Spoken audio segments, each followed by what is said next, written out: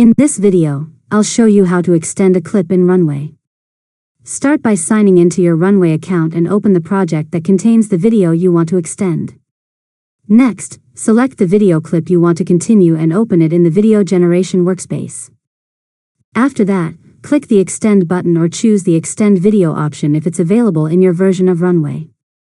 Now review the last frame of your clip, since Runway will use it as the starting point for generating the continuation. Next, enter a prompt describing how you want the video to continue.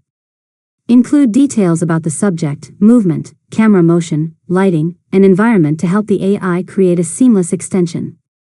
After that, choose the extension length and any available quality or model settings. Now click Generate and wait while Runway creates the extended portion of your video.